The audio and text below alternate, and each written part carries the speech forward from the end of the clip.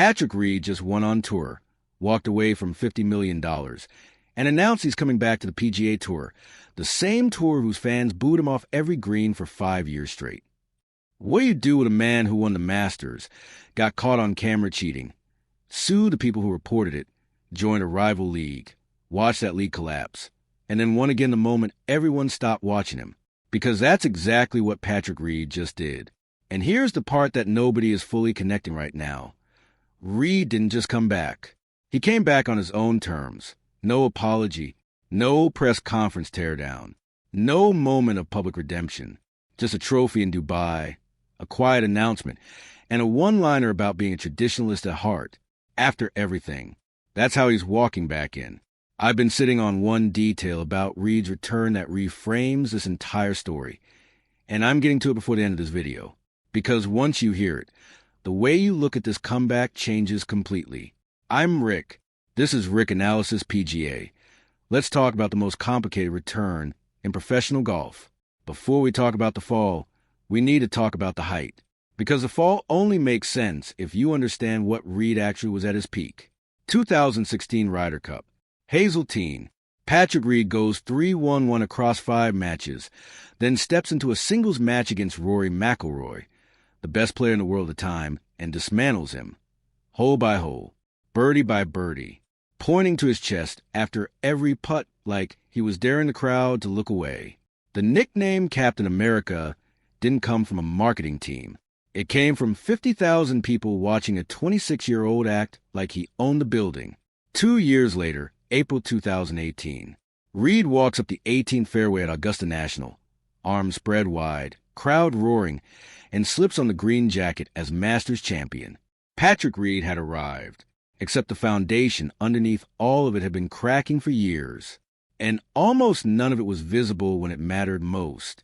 Reed's college years were already generating stories before he hit the professional circuit. He attended the University of Georgia, where he was reportedly dismissed following incidents involving theft and academic violations. He transferred to Augusta State, won back-to-back NCAA Division II national championships, turned pro, and never once publicly addressed what happened in Athens. The silence became its own story, and silence has a way of keeping things alive longer than a direct answer ever would. Then came the family situation. Reed's parents, Bill and Jeanette, and his sister Hannah became estranged from him, banned from following him at tour events. Patrick Reed's own parents watched their son win the Masters on television at home because they weren't permitted inside the ropes. Reed has almost never addressed this publicly. The estrangement has continued to this day. It's a thread of genuine sadness that runs quietly through a career built on an image of confidence and faith. Quick question before we get to the moment that changed everything, and I mean everything about how golf sees this man. Did you follow the Patrick Reed controversy in real time, or are you hearing the full story for the first time right now? Drop it in the comments, because the next part of this story is the one that split the golf world completely in half. December 2019, the Bahamas Hero World Challenge. Reed's ball finds a sandy waste area, not a designated bunker. During a third-round shot, television cameras catch him apparently pressing the sand down behind his ball with his hand before swinging, creating a more favorable lie, in a way the rules explicitly prohibit. Viewers called in. Reed gets a 2-stroke penalty. He says he did nothing wrong. The footage was frame-by-frame clear. Golf didn't deliberate long. The moment became known as Sandgate, and from that day forward, every rule situation involving Patrick Reed carried extra weight, extra suspicion, extra attention. And then it happened again. 2020 Farmers Insurance Open at Torrey Pines. Another penalty stroke. Another waste area. Another incident that, intentional or not, looked like the one before it. The benefit of the doubt that most tour professionals receive by default, Reed had used this up entirely. His response was to sue. Reed and his wife filed defamation lawsuits against Golf Channel, CBS Sports, and broadcaster Brandel Chambly, who had called Reed a cheater on national television. The lawsuits were largely dismissed, one by one. The legal strategy seemed less about winning in court and more about sending a message to media. Say it again, and there will be consequences. It generated more coverage, not less, I want to stop here and ask you something directly, because this genuinely divides golf fans. Type Witch Hunt in the comments if you think the media treated Reed unfairly. Type his own fault. If you think the controversies were self-made, ***. I read every single one. And I'll be honest, I've gone back and forth on this myself. Keep watching, because by the end of this video, I think you'll have a clearer answer. The Ryder Cup reputation had its own complicated second chapter too.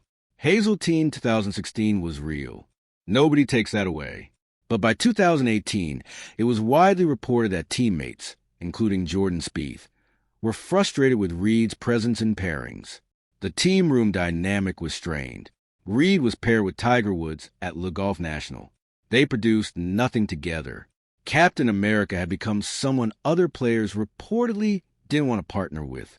At the 2019 President's Cup, Reed's caddy and brother-in-law Kessler Corain was caught on video physically elbowing a spectator who had been heckling Reed from the gallery. The footage was unambiguous. Corain was suspended for the rest of the week. Reed defended him publicly. The galleries had already developed a habit of targeting Reed with cheating chants at every event. Whether you found that satisfying or unsportsmanlike, it drained something real from the experience of watching him compete. And then, 2022, the LIV offer arrived. Reed resigned his PGA Tour membership before technically joining, which was actually one of the cleaner procedural exits of the whole LIV wave. He was 31 years old, holding a Masters title and 9 wins, and he took the guaranteed money. His public statement was blunt. **, this was the right decision for my family. **, but there was a subtext that golf people read clearly. The tour that had been the scene of every controversy. The galleries that booed him. The broadcasters who called him a cheater on national television. Leaving all of that, even temporarily, may have felt like the first time Patrick Reed had truly exhaled in years. His LIV career, measured honestly against expectations, underwhelming. 1 win across 3 seasons. LIV Dallas, June 2024, in a playoff. No sustained run of form. No competitive revival. He competed, collected his salary, and existed at a level comfortably below the player he had been in his prime. His world ranking slowly eroded without access to ranking points. Whatever the guaranteed contracts bought him, it wasn't momentum. And then, January 2026. Something nobody saw coming.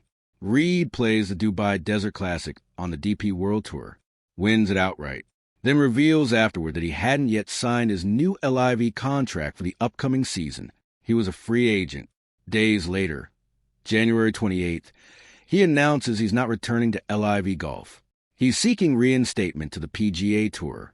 He calls himself a traditionalist at heart. Says he wants to be closer to home.